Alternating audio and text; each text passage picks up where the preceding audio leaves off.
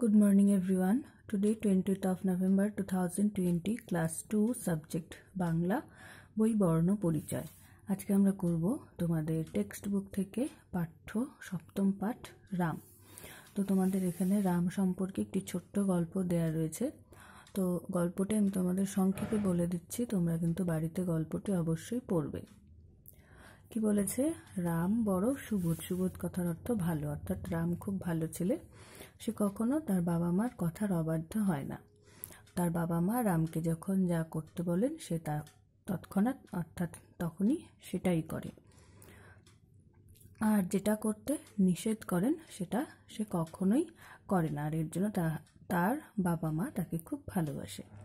রামের যে নিজের ভাই বা বোন রয়েছে তাদের সাথে সে খুব ভালো ব্যবহার করে। বড় ভাই ও বড় বোনদের সবসময় সে কথা শুনে, তাদের সে কখনো অনাদর করে না। আর ছোট ছোট যে ভাই বোনরা রয়েছে তাদেরকে সে খুব ভালোবাসে, কখনো তাদেরকে বিরক্ত করে না, তাদের গায়ে সে হাত তোলে না। এরপর বলছে যে রাম তার যে সমস্ত সমবয়সী ছেলেদের সঙ্গে খেলা করে তাদের সকলকে সে কেমন মনে করে? নিজের ভাইয়ের মতন মনে করে এবং ভাইয়ের মতন ভালোবাসে। তাদের সাথে সে কখনো ঝগড়া বা মারামারি করে না।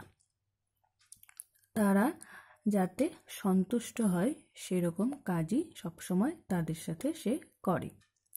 আর এই জন্যই কি হয়, সেই সমস্ত বালক রামকে খুব ভালোবাসে, আর রামকে দেখলে তাদের খুব আহ্লাদ হয়। রাম লেখাপড়ায় খুব ভালো, লেখাপড়ায় তার খুবই যত্ন। সে কখনো কোনো বিষয়কে অবহেলা করে না। সে পাঠশালায় যে গুরু মহাশয় বা শিক্ষক মহাশয় রয়েছেন তাদের খুব শ্রদ্ধা করে। তারা যখন যে উপদেশ দেন সে সেটাই মন দিয়ে শোনে এবং কখনো তার অবহেলা করে না। রাম কখনো কোনো খারাপ কাজ করে না, আর যদিও বা করে, যদি কেউ একবার বারণ করে সেটা সে আর কখনো করে না। তার বাবা মা অথবা শিক্ষক মহাশয় যদি কখনো বলে যে রাম খারাপ কাজ করেছে, সে তখন কি বলে যে আমি না বুঝে করেছি, আর কখনো এমন কাজ করব না, আমায় এবার ক্ষমা করুন। তারপর রাম আর সেই কাজ কখনো করে না।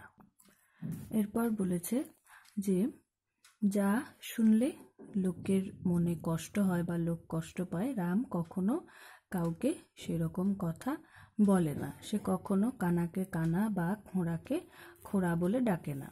কানাকে কানা বা খোঁড়াকে খোঁড়া বললে তাদের কি হয়, তাদের মনে খুব কষ্ট হয়, তারা খুব দুঃখ পায়, আর এই জন্য এরকম কাউকেই বলা উচিত নয়।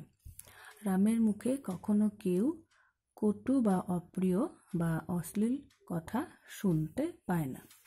তো আজকের ক্লাসে আমরা এই গল্পে সপ্তম পাঠে রাম সম্পর্কে পড়লাম যে রাম কেমন ছেলে। তো তোমরাও কিন্তু এই গল্পটি বাড়িতে খুব ভালো করে বারবার করে পড়বে। এরপরে এখানে কিছু অর্থ দেওয়া রয়েছে, শব্দার্থ, এগুলো তোমাদের পড়তে হবে।